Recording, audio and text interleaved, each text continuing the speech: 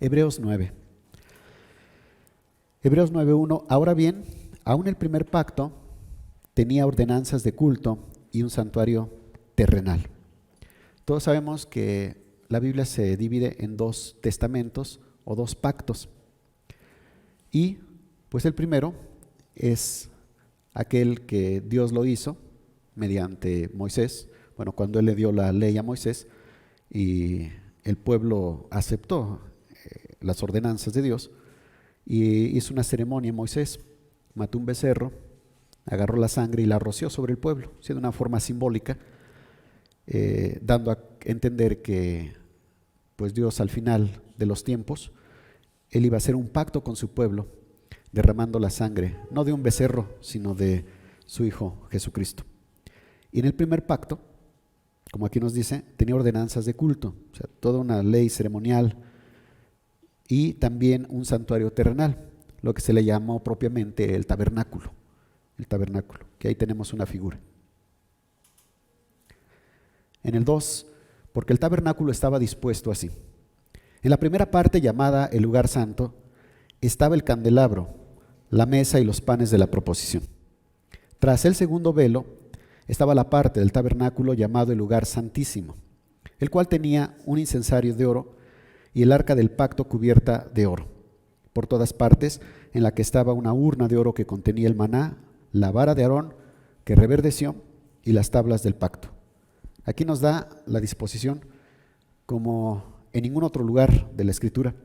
En el libro del Éxodo se nos habla también de esta disposición, pero pues la vamos a encontrar en bastantes capítulos, hay que leerlos todos. Y aquí lo resume todo de una forma pues muy precisa, porque el tabernáculo estaba dispuesto así. En la parte primera, o en la primera parte, llamado el lugar santo, estaba el candelabro. Y aquí obviamente, bueno, pues queda implícito de que en lo más exterior se le llamaba el atrio.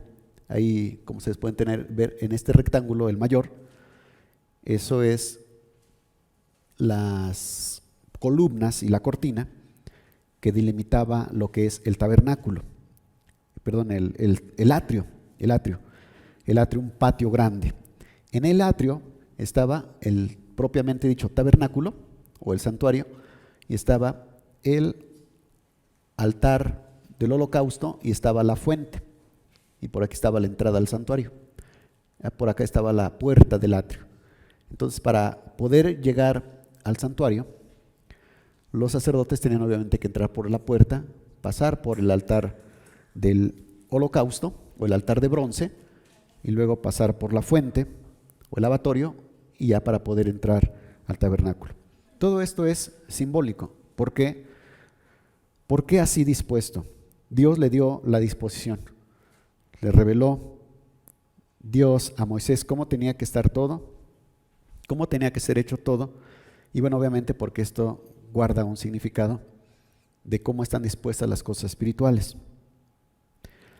Obviamente todo lo demás está aislado, está encerrado el tabernáculo, el santuario, el altar de bronce, el lavatorio está encerrado, está aislado.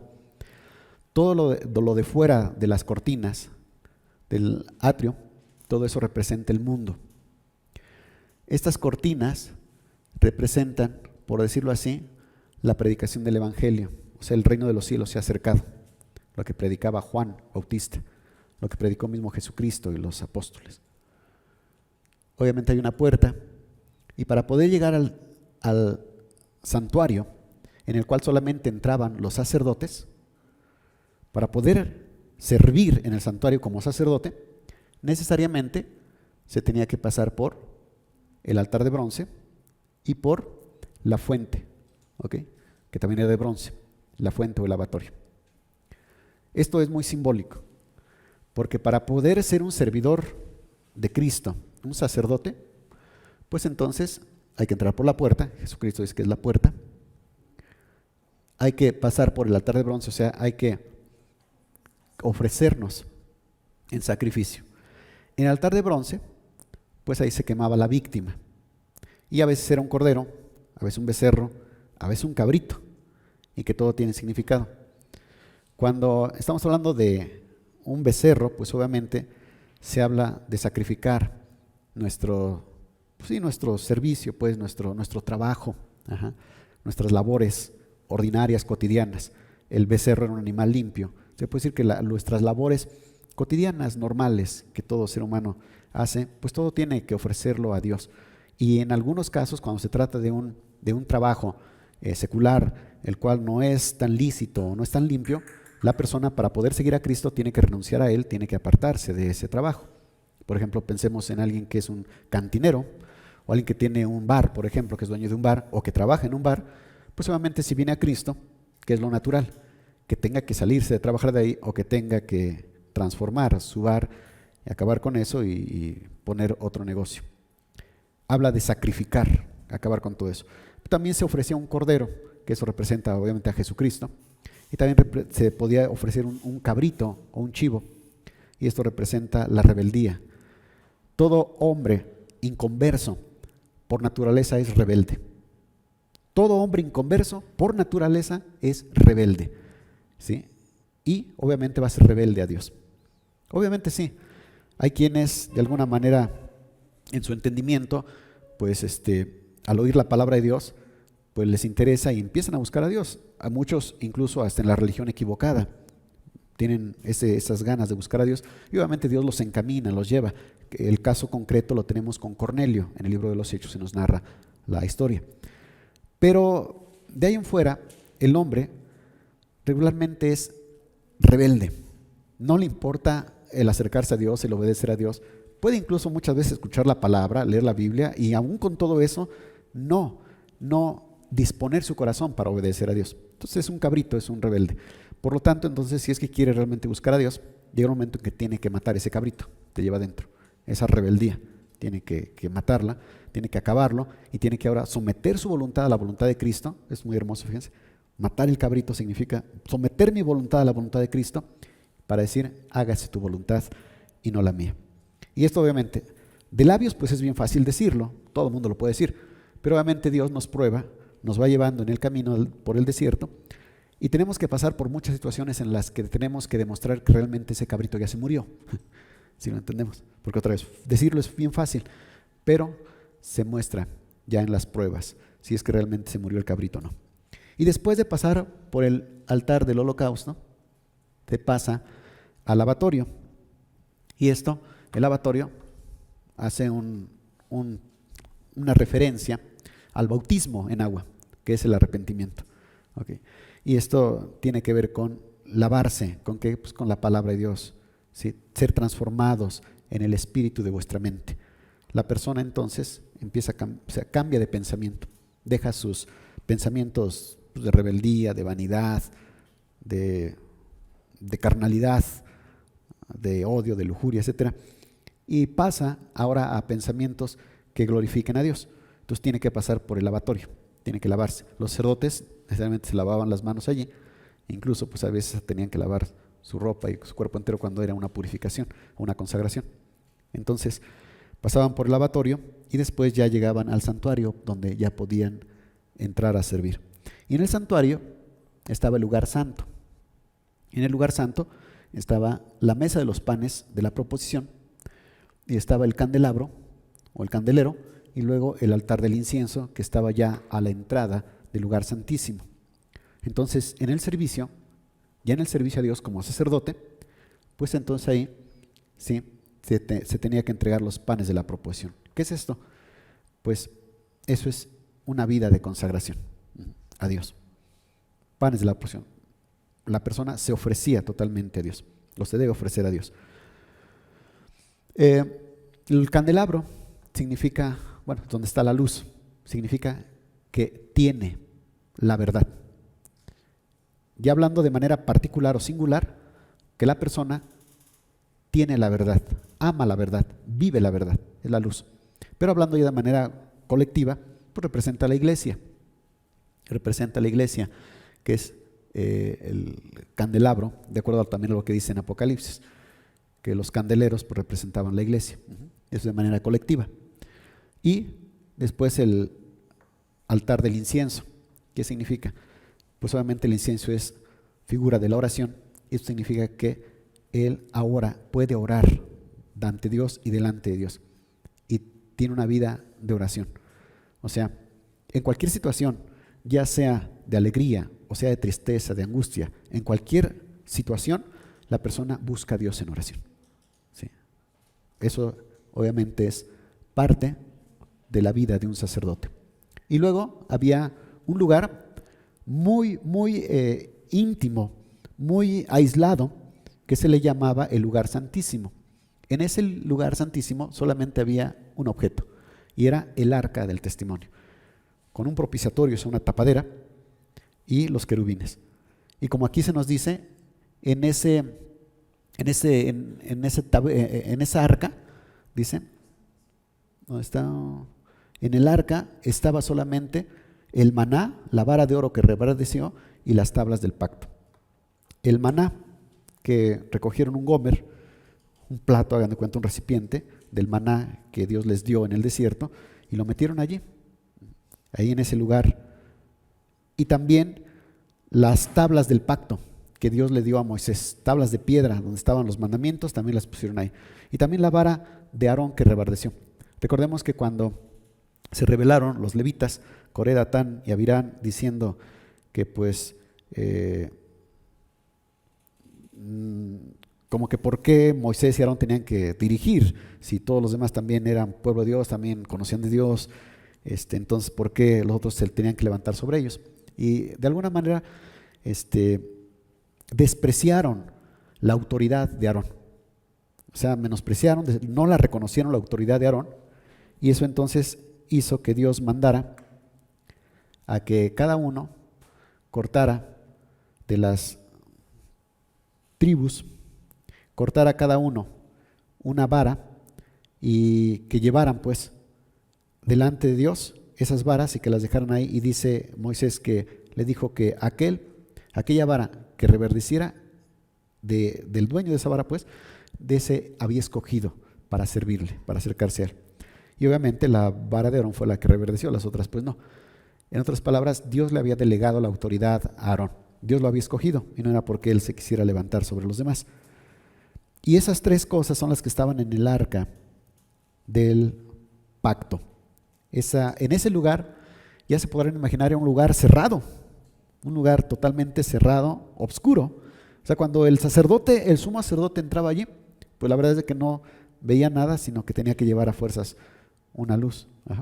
Llevaba el incienso y empezaba a hacer el rito, pues, a hacer incienso, a echar el incienso, pues, que representa la oración, y el sumo sacerdote representa a Jesucristo, el cual, como se nos dice más adelante, que entró en el tabernáculo, en este tabernáculo no hecho por manos humanas.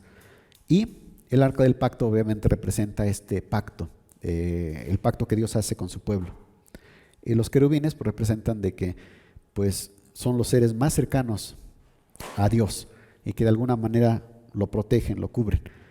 Y la tapadera del arca, de la caja, es el propiciatorio, que como su nombre lo indica, representa la misericordia y la gracia de Dios.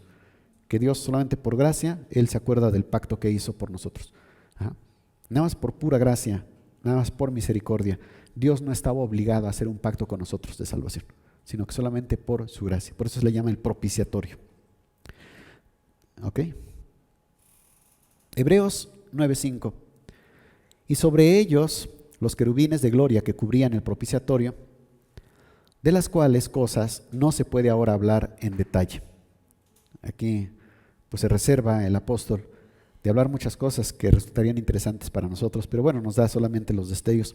Y dice que sobre el propiciatorio estaban los querubines, que eran dos seres, de acuerdo también a lo que describe Isaías, Ezequiel, eran dos seres que tenían alas y estas alas las extendían de manera que cubrían el arca.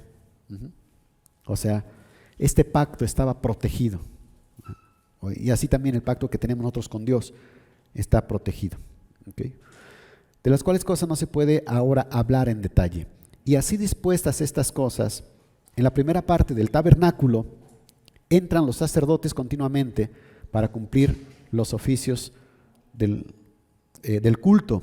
Pero en la segunda parte, o sea en el lugar santísimo, solo el sumo sacerdote, una vez al año, no sin sangre, la cual ofrecen por sí mismo y por los pecados de ignorancia del pueblo. Entonces, en la primera parte, en el santuario, en el lugar santo, pues ahí podían entrar todos los sacerdotes. Pero ya en el otro lugar, en el lugar santísimo, solamente el sumo sacerdote. Entonces, este tabernáculo es figura del verdadero templo, que también queda tipificado con la visión de Ezequiel, cuando habla del templo. ¿Okay? Entonces, el templo consta obviamente, el templo, el tabernáculo real, espiritual, consta de 3 partes. Uno que es, bueno, pues es el mundo, es todo lo exterior. Y luego el atrio, que está encerrado por las columnas y cortinas. Y el atrio representa eso, la predicación del evangelio. Representa el reino de los cielos acercado, la predicación para todos los pueblos. Y luego viene ya la iglesia, que es el lugar santo, donde está el candelabro. Eso es la iglesia, o sea, las congregaciones cristianas. Y la iglesia también, propiamente dicho, ya el conjunto de santos que ausentes y presentes, pues conforman la iglesia, la novia del Cordero. ¿Okay? Pero hay otro lugar, el cual ahí no entra cualquier sacerdote, solamente el sumo sacerdote. Y es donde entró Jesucristo, precisamente después de resucitar. Jesús muere, resucita al tercer día, y después de 40 días que está predicando, que está hablando del reino de los cielos a sus discípulos, se eleva en una nube y entonces es llevado al cielo. Y entra, dice, que a la diestra del Padre. Se sienta a la diestra del Padre. ¿Qué es esto? Pues entra al lugar santísimo. Por eso es lugar santísimo, donde ahí no puede entrar ningún otro sacerdote, solamente uno, y que es Jesucristo. Pero en la segunda parte, solo el sumo sacerdote, una vez al año. Fíjense esto, una vez al año. Por eso lo he ocupado como figura, ustedes se han de acordar, de cómo la historia de la humanidad la he encerrado en un año. En un año. ¿Por qué? Porque Jesucristo, el sumo sacerdote, entró ya al lugar santísimo, y el sumo sacerdote terrenal de la descendencia de Aarón entraba solamente una vez al año.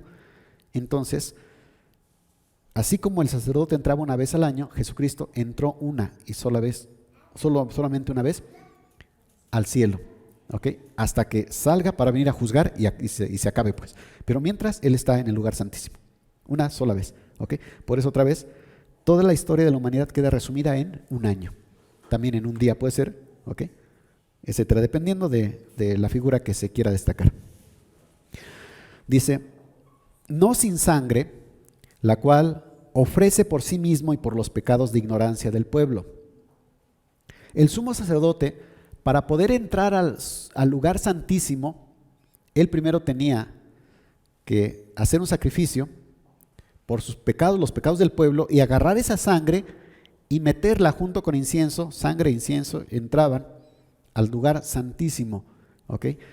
Y otra vez, y luego lo rociaba, pues, ahí en partes señaladas, ahí untaba la sangre. Pero esta sangre era la figura de que Jesucristo iba a dar su sangre y que Él iba a entrar al lugar santísimo habiendo derramado su sangre aquí en esta tierra. Dice en el 8, dando el Espíritu Santo a entender con esto que aún no se había manifestado el camino al lugar santísimo. O sea, en ese tiempo, cuando los sacerdotes hacían todos estos rituales y entraba el sumo sacerdote desde Aarón, Eleazar y todos los que le siguieron, y que de hecho después ya hasta se perdió, ya alrededor del siglo segundo, tercero de nuestra era, de antes de nuestra era, pues ya ni siquiera eran los sumos sacerdotes de la descendencia de Aarón. Entonces, en ese tiempo, pues lo hacían los ritos, pero aún no entendían realmente qué significaba todo eso. Ahora nosotros lo podemos entender. Dice, dando el Espíritu Santo a entender con esto, que aún no se había manifestado el camino al lugar santísimo, ahora ya, entre tanto que la primera parte del tabernáculo estuviese en pie. ¿Okay? Entonces, en ese tiempo era todo terrenal, ahora es espiritual.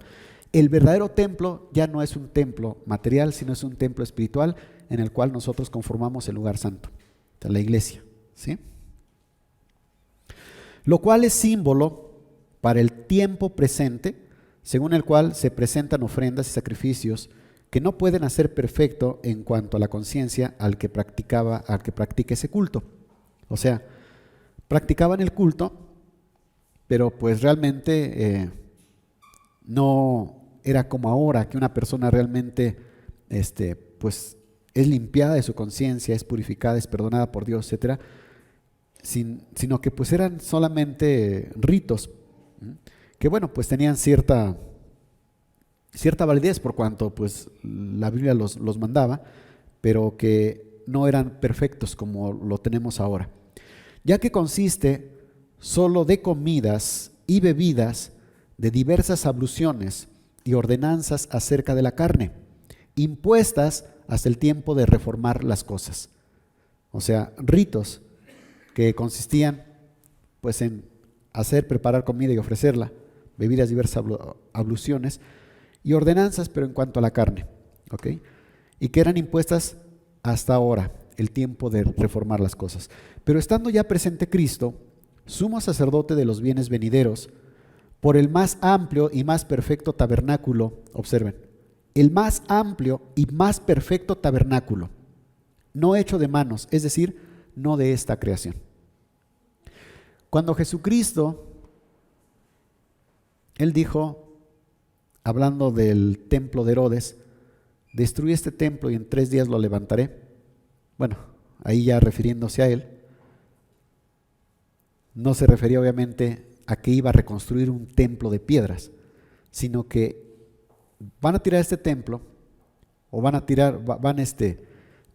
matarme pues, porque ya en el sentido espiritual, van a matarme, pero en 3 días voy a resucitar, y voy a edificar, a construir el verdadero templo, o sea, mi iglesia, si ya se entiende. Entonces, el verdadero templo es la iglesia. Por lo tanto, ustedes tal vez ya hayan escuchado de que mucho se habla y que los judíos pues ya tienen todo preparado para construir le llaman el tercer templo, o algunos el cuarto templo. Vendría a ser el cuarto templo, pero muchos dicen el tercer templo. Y que ya tienen ya todo preparado, ya nada más están esperando a que demuelan la mezquita de Omar, la mal llamada dicen mezquita de Omar, el templo pues musulmán, porque ahí van a construir el tercer templo. Ya tienen todo preparado. Incluso algunos ya hasta las vacas para los holocaustos ya están preparadas. Y bueno, muchos están esperando a que se dé eso. Yo he dicho, aunque se dé, pues la verdad es de que eso no importa mucho, porque el verdadero templo no es el que se pueda levantar ahí en Jerusalén, donde ahorita está el templo musulmán. El verdadero templo es la iglesia, es su pueblo de Dios. Ese es el verdadero templo y Jesús mismo lo levantó.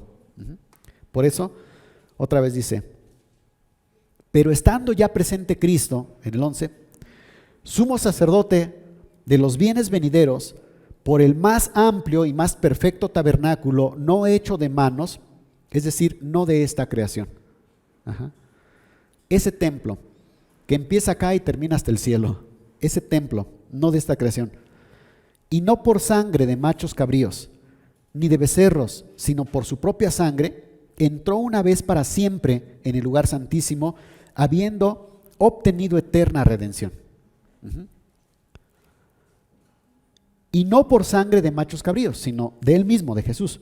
Entró una vez para siempre en el lugar santísimo.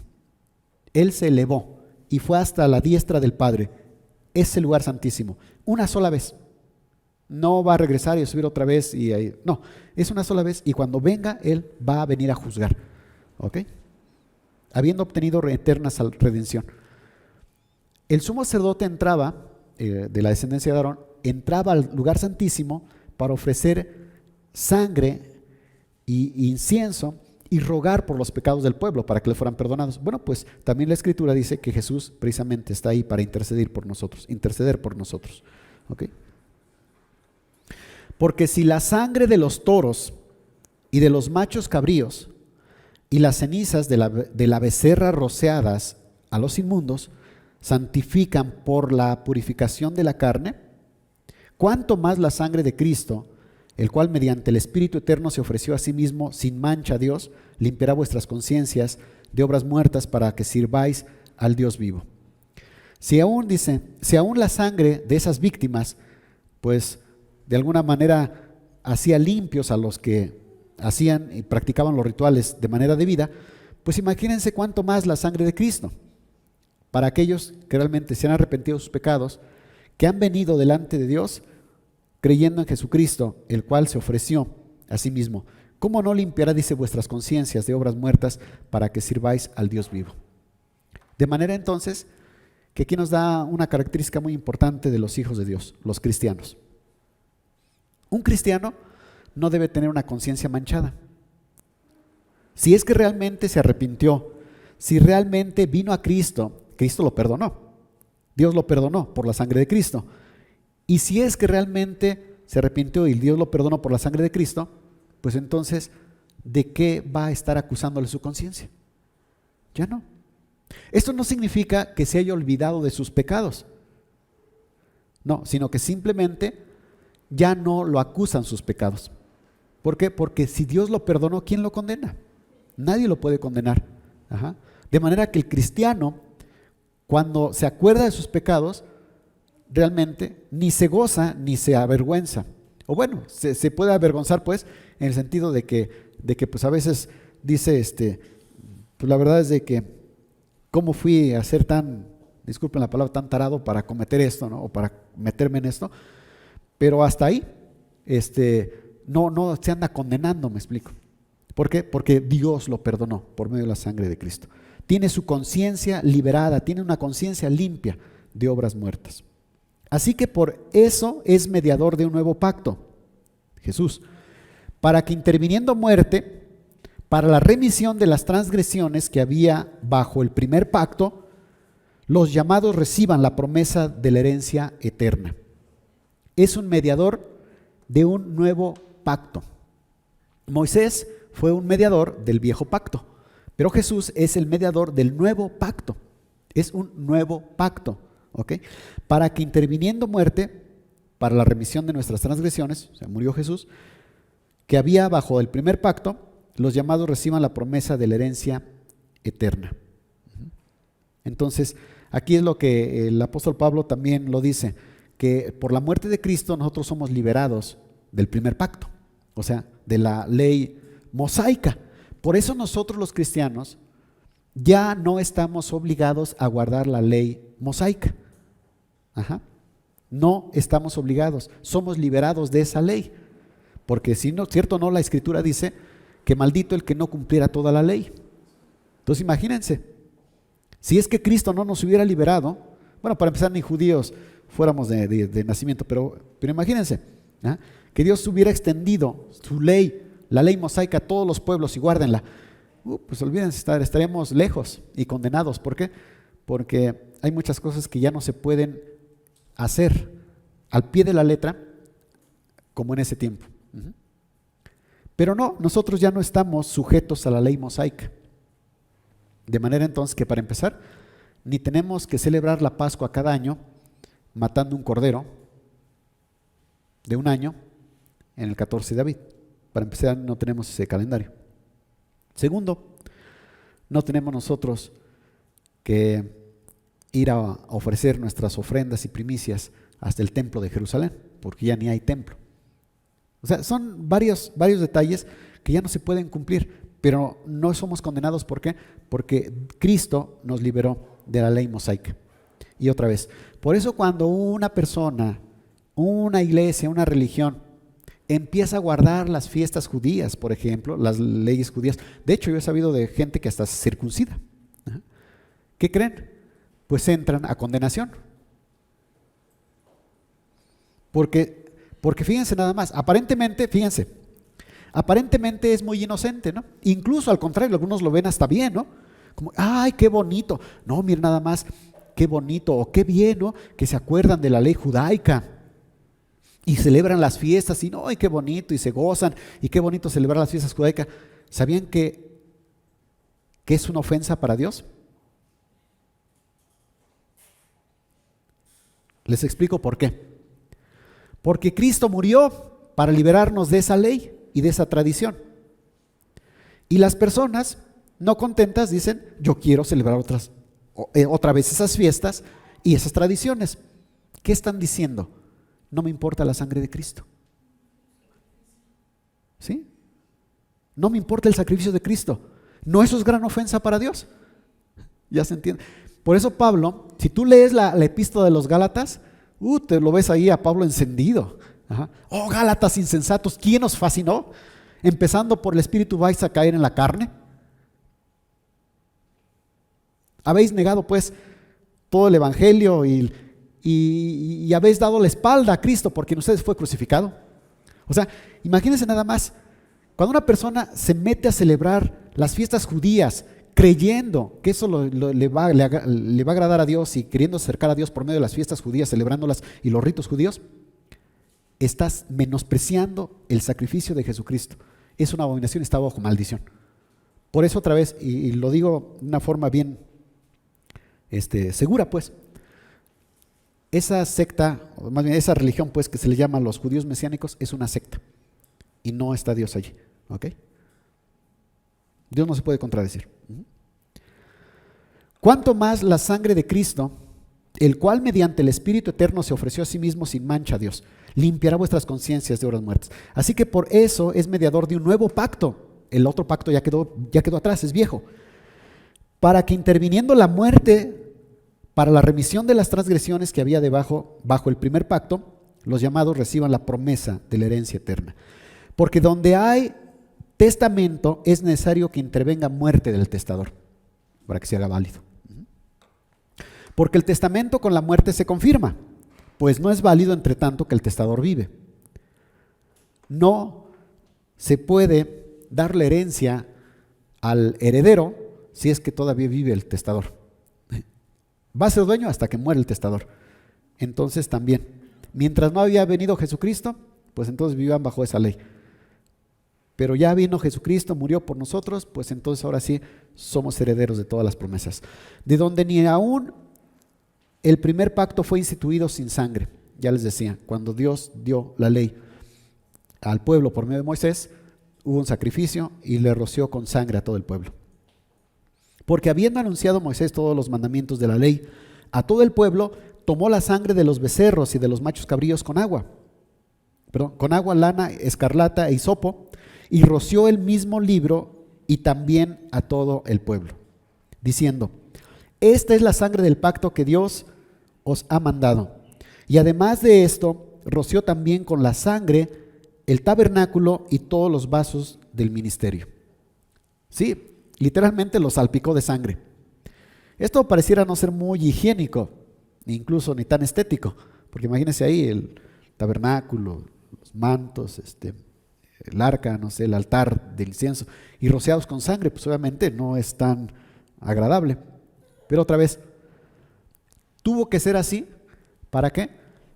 Para que tipificara bien lo que iba a hacer Jesucristo, que nos roció, que nos salpicó con su sangre, y por eso ahora, por la sangre de Cristo, es de que podemos nosotros tener libertad, podemos tener una conciencia libre, una conciencia limpia, podemos estar recibiendo las promesas de Dios, podemos nosotros acercarnos ante el trono de la gracia por esa sangre salpicada a todo, al tabernáculo, al candelabro, al altar, de manera entonces que ahora tú y yo podemos venir, levantar nuestras manos y orar a Dios sabiendo que nuestra voz es escuchada por la sangre de Cristo.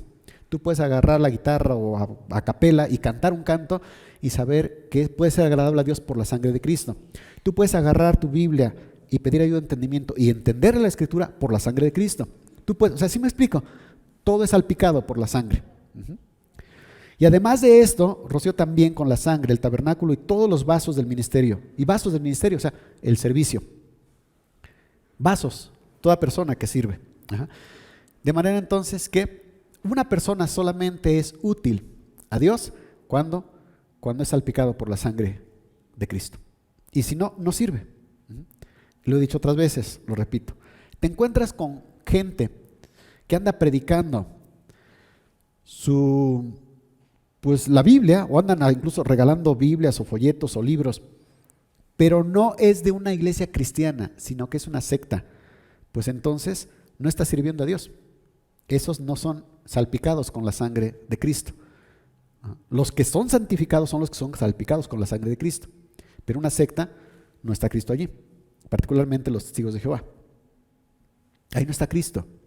No son salpicados sus siervos de esa secta con la sangre de Cristo. Por lo tanto, en lugar de estar haciendo un bien o de estar haciendo o trabajando para Dios, al contrario, están haciendo un mal y están acarreando ignominia delante al nombre de Dios. O sea, que por lo tanto nosotros no tenemos que apoyarlos, ¿ok? Porque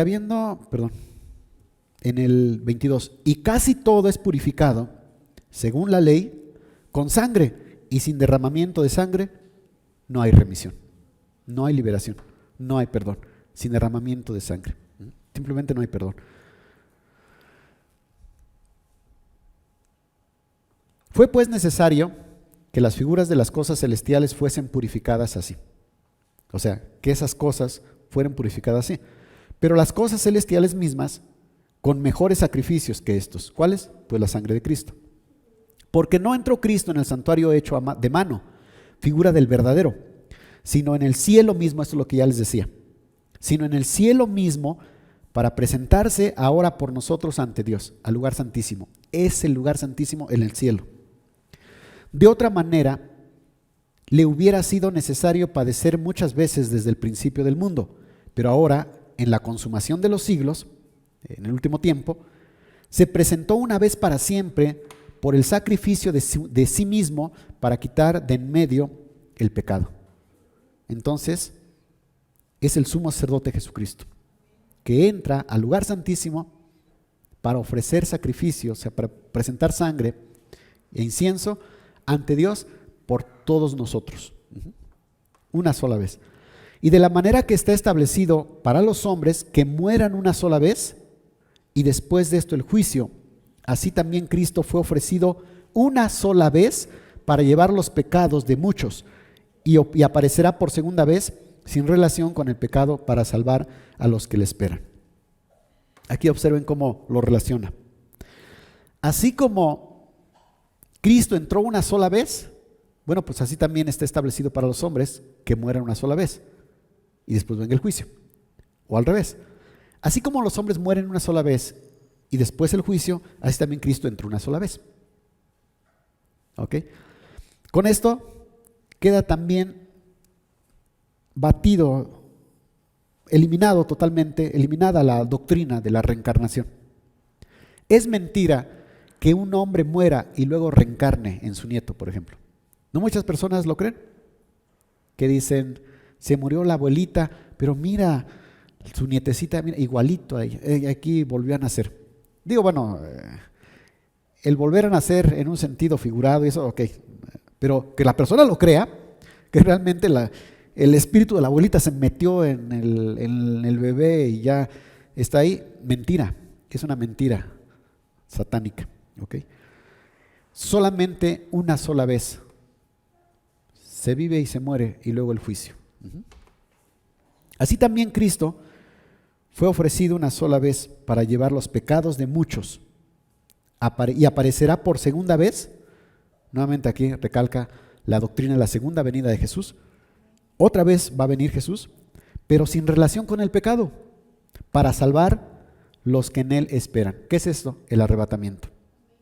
Va a venir otra vez Jesús, pero ya no va a venir a ofrecerse por el pecador. Ya no, eso ya pasó. Él cuando venga por segunda vez, va a venir con toda su gloria. Ya no naciendo en una pareja de recién casados, ya no naciendo en un pesebre, ya no siendo bebé, siendo niño, sino va a venir con toda su gloria, dice que con sus santos ángeles con él, y va a llamar a sus escogidos, a los que en él esperan, y los va a levantar, y después de allí va a mandar las 7 copas de la ira a esta sociedad en esta tierra y va a ser una renovación de la tierra, para que después baje Jesús con su pueblo, sus escogidos, y habiten durante 1000 años. Y eso es lo que nos dice este capítulo de Hebreos.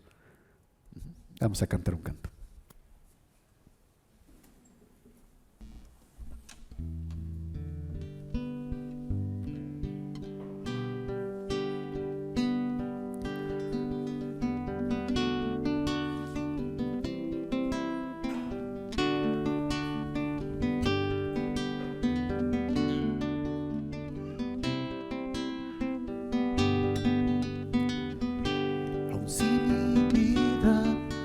Derrumbarse pareciera, aun si las fuerzas de mis manos decayera, aun si perdido me encontrara en medio de la oscuridad, yo sé que tú mi vida guardarás. Aunque la tierra toda sea removida, aun si los montes se traspasen hasta el mar, aunque se agiten hoy las aguas y se muevan las montañas, no temeré porque conmigo estás. Cuando la angustia me quebranta el corazón, cuando mi alma ha perdido la ilusión, cuando me encuentro abatido, tú me vivificarás, tu mano en mí aliento me dará. Aun si me hallare hundido en el océano profundo, envuelto en las corrientes sin poder salir, y se levanten mis enemigos intentándome destruir, te buscaré, yo clamaré ante ti. Tú eres mi esperanza, mi fortaleza, mi canción, roca, mi escudo, mi amparo, mi abrigo, mi alto refugio, mi libertador. Tú eres mi esperanza, mi fortaleza, mi canción, roca, mi escudo, mi amparo, mi abrigo, mi alto refugio, mi libertador.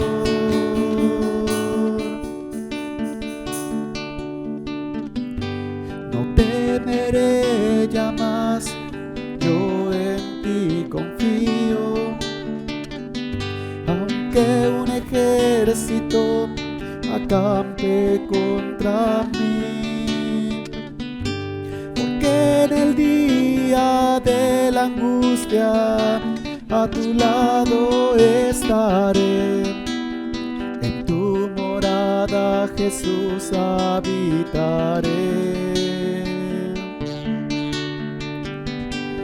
De la muerte mi vida has rescatado, me has librado del lazo del cazador, y me cubres con tus alas y me llenas de tu amor. Están formando en mí un nuevo corazón. Tú eres mi esperanza, mi fortaleza, mi canción, roca, mi escudo, mi amparo, mi abrigo, mi alto refugio, mi libertador. Tú eres mi esperanza, mi fortaleza, mi canción, roca, mi escudo, mi amparo, mi abrigo, mi alto refugio, mi libertador. Tú eres mi esperanza, mi fortaleza, mi canción, mi roca, mi escudo, mi amparo, mi abrigo, mi alto refugio, mi libertador, mi libertador, mi libertador, mi libertador, mi libertador. ¿Quién como tú, Señor?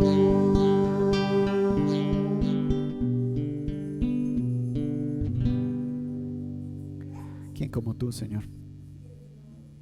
Que nos has llamado, Señor, y te has dado por nosotros, Señor, sin que nosotros mereciéramos nada, Señor. Pero es por tu gracia, Señor, que aquí estamos, Señor. Por eso, Señor, te damos la gloria en esta hora. Amén, Señor.